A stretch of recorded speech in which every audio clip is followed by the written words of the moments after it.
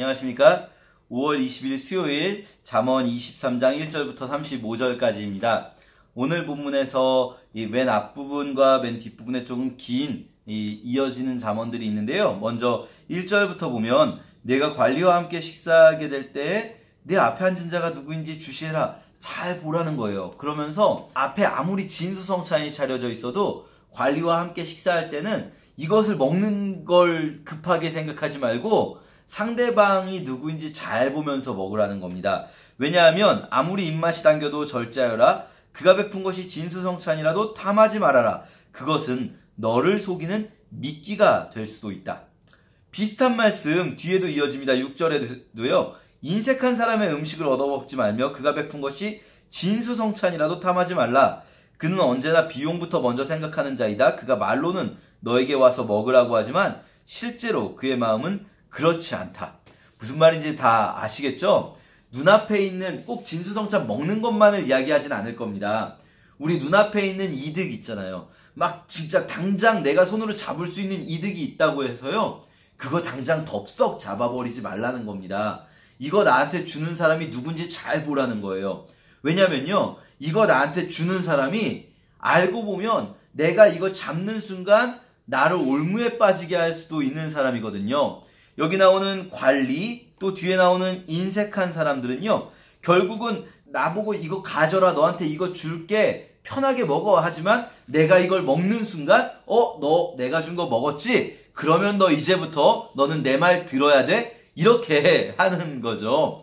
이것이 우리의 일상에서도 얼마든지 일어날 수 있는 일이라는 겁니다. 우리가 당장 내 눈앞에 이득이 되는 것을 아무 생각 없이 취하는 순간 우리는 어딘가에 사로잡히는 거죠. 이것이 꼭 사람이 아닐지라도요. 어떤 상황이나 환경에 사로잡힐 수도 있는 거죠. 예수님 같은 경우도요. 예수님께 아주 쉽게 세상을 주겠다라고 이야기한 사람이 있어요. 사람이 아니죠. 이야기한 존재가 있었어요. 누굽니까? 사단이죠. 사단이 광야에서 예수님께 너한테 이걸 주겠다. 아주 쉽게 주겠다. 이렇게 제시하지만 그건 사실은 쉬운 길이 아니었어요. 그건 잘못된 길이었죠. 우리가 오늘 좀 생각해봤으면 좋겠어요. 내가 혹시 너무 덥석덥석 뒷일 생각하지 않고 받지는 않나. 이것은 나를 위험하게 한다. 기억했으면 좋겠습니다. 그리고요. 맨 마지막 부분에 이런 말씀이 있습니다. 29절부터 35절까지 길게 어떤 사람에 대해 이야기하는데요. 화를 입는 사람이 누구겠는가? 슬픔을 당하는 사람, 다투는 자, 불평하는 자, 이유 없이 상처 입는 사람, 눈이 충혈된 사람, 이 사람 누구를 묘사하는 것일까? 라는 질문으로 시작해요. 누굴까요? 눈이 충혈되어 있고 이유 없이 상처를 입는 사람. 바로 술집에 들어박혀서 계속 술 타령만 하는 자들이다 라고 말씀하시면서 술에 대해서 이야기합니다. 사실은 성경에 술에 대해서 많이 나오진 않아요. 그리고 우리가 생각하는 것처럼 성경은 술을 강력하게 금지하고 있지는 않습니다. 그런데요, 그렇다고 해서 성경이 술에 대해서 굉장히 긍정적이냐? 그렇지 않아요. 오늘 이 잠언 말씀이 가장 대표적으로 술의 해악에 대해서 말씀하시는 부분입니다. 우리가 술에 대해서 좀 너무 과민하게 반응하는 경우도 있어요. 과민하다는 건 무슨 의미냐면 마치 술 마시는 사람은 구원받지 못할 것처럼 막 예수님께 막 받아들여지지 못할 것처럼 그렇지 않습니다. 여러분, 성경에 나오는 다른 어떤 죄악들 막 상대방을 미워하고 뭐 이런 거에 비해서요. 사실 술 문제는 그렇게 큰 죄악으로 다뤄지지도 않을 뿐더러 예수 그리스도의 십자가 사랑은요. 이런 모든 죄악들을 이겨낼 수 있습니다. 그러니까요. 막 술 문제를 가지고 어떤 막 영적인 죄악으로 해석한다거나 다른 죄악보다 특별히 더 악한 죄악으로 해석하는 것들은요. 우리가 좀 주의해야 돼요. 우리 안에 그런 마음이 좀 있을 수 있거든요. 내가 범하지 않는 것에 대해서는 더 큰 죄악으로 여기고 내가 하는 것은 좀 작게 여기고 그러니까 우리도 모든 우리 그리스도인들이 사실 남을 미워하는 죄 이런 것들을 얼마든지 짓잖아요. 근데 사실 성경은 이걸 훨씬 더 무서운 죄악으로 여기거든요. 그런데 그건 내가 짓는 죄니까 그거는 자꾸 얘기하지 않고 내가 안 하는 것만 막 이렇게 심각한 죄인 것처럼 이야기하는데 사실 술 마시는 것은 죄로서 여겨지기보다는요. 술 마시는 것은 좋지 않은 행동으로 이야기됩니다. 이건 좀 다릅니다. 죄와 좋지 않은 행동, 엄밀히 말하면 비슷할 수도 있겠지만 좀 결이 다른데요. 이렇게 너무 극단적으로 술을 나쁘게 말하는 것도 위험하지만 저는 또 한 가지 또 위험한 걸 말씀드리고 싶은 게 그렇다고 해서 그러면 술이라는 게 우리 신앙하고 정말 별 상관없는 그냥 마음껏 해도 상관이 없는 것이냐? 그렇지는 또 않아요. 성경은 결코 술을 권하진 않습니다. 때때로 디모데에게 바울이 이야기하는 것처럼 다른 용도로서 사용될 때 권할 수 있죠. 치료를 위해서 술을 사용하는 것, 선한 사마리아인이 강도 만난 자에게 포도주를 발라주는 것처럼 치료를 위해 사용되는 것, 또는 구약의 이스라엘의 잔치자리에서 포도주가 적절한 양, 너무 도수가 세지 않은 포도주가 살짝씩 사용되는 것, 이런 것들은요 사실은 성경에서도 권장되는 것이지 막 금지되는 건 아니에요. 그런데 주의하셔야 돼요. 우리가 사실 특히 우리나라의 문화에서는요 술을 굉장히 많이 드시는 분들이 많거든요. 한번 마실 때 막 이제 부어라 마셔라 취하자, 이것은요 오늘 본문에 나오는 것처럼 굉장히 경건하지 못한, 또는 우리의 일상생활 자체에서 장애를 주는, 방해가 되는 행동들입니다. 지혜롭지 못한 행동들인 거죠. 물론 이 지혜롭지 못한 행동들, 이것 외에 여러 잠언에 나온 지혜롭지 못한 행동들을 우리는 이미 하고 있기 때문에 특별히 술 마시는 분을 우리가 정죄하는 것은 좋지 않을 거예요. 남들을 정죄하기 위해서 말씀을 사용하는 태도는요 기본적으로 좋지 않습니다. 그런데 우리 스스로는요 좀 절제하고 자제하는 것이 필요합니다.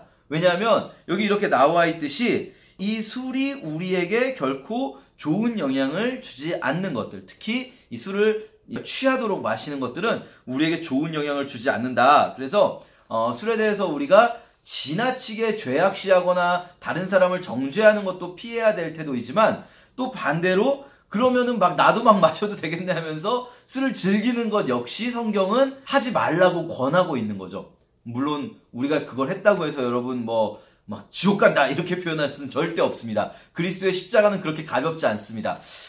이런 말씀들이 있고요. 제가 어제 이 경계석에 관한 말씀드렸는데 오늘 또 시간은 짧게 남았지만 잠깐 말씀드리면 10절에 옛 경계석을 옮기지 말며 고아들의 밭을 침범하지 말아라. 그들의 구원자가 되시는 여호와는 강하시니 그가 너를 대적하여 그들의 억울함을 풀어주실 것이다. 이런 말씀이 있습니다. 경계석을 옮긴다. 땅을 사고 파는 건데요. 고아들의 경계석을 옮기는 것은 뭐냐면요, 땅을 빼앗는 겁니다. 이 부모가 없으니까 그 고아들은 자기 땅을 지킬 힘이 없어요. 그럴 때 막 이런저런 가머니설로 혹은 아주 말도 안 되는 돈을 주고 혹은 어떻게 고아를 속여서 골탕 먹이는 식으로 해서 땅을 빼앗는 거죠. 왜 그렇습니까? 이 땅이라는 것이 너무나 가치를 만들어내는, 자기는 일 안 하고 다른 사람들의 노동력을 빼앗을 수 있는 수단이 되기 때문이에요. 지금도 마찬가지입니다. 땅은요, 지금도 자기가 일 안 하고 남들이 가진 돈을 빼앗는 수단이 됩니다. 땅을 우리가 일터로서 여길 때는요, 우리가 땅에서 일을 할 때는 어떻게 되냐면, 우리도 돈을 벌지만 내가 일을 한 대가가 발생하면서 가치가 창출되는 거죠. 가치가 발생하면서 나만 돈을 버는 것이 아니라 내가 돈을 번 만큼 다른 누군가도 그 혜택을 받습니다. 내가 쌀을 팔면 그 사람은 쌀을 가지게 되고 나는 돈을 가지게 되는 거죠. 그런데요, 그러지 않고 나는 그냥 가만히 있고 다른 사람을 일을 시킨 다음에 그 사람이 일한 것 중에 일부를 내가 빼앗아 오는 방식의 이 토지의 노동력을 빼앗아 오는 거죠. 고대사회에서. 이런 방식의 삶은요, 결국 하나님이 원하시는 이 삶의 태도가 아닌 거예요. 다른 사람들을 억압하고 착취하는 그런 모습일 것입니다.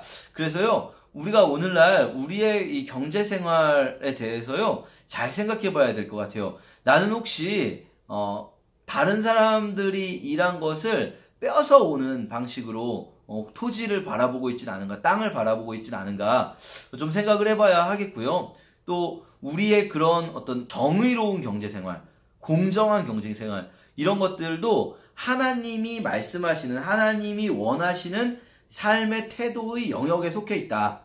미가서 보면요, 미가 선지자가 2장에서 이런 토지에 대한 이야기를 해요. 땅을 빼앗으려고 하는 자들을 비판했더니 뭐라고 말하냐면, 당신이 선지자면 선지자가 할 말이나 해라. 괜히 우리의 이런 경제생활까지 이야기하지 말아라 이럽니다. 그런데 미가가 분명히 말합니다. 이것도 하나님의 마음, 하나님의 뜻인 거예요. 이 부분까지도 하나님이 원하시는 세상의 모습에 들어있는 거라고 할 수 있습니다. 오늘 우리 좀 마음에 이렇게 당장 내가 다 실천을 못하더라도요, 우리가 좀 솔직하게 하나님 앞에 자신을 내놓고 내 모습을 보면서 정말로 우리가 이 땅에서 우리 삶의 모든 부분을 하나님께 거룩한 산 제물로 드리는 우리의 삶이 되었으면 좋겠습니다. 감사합니다.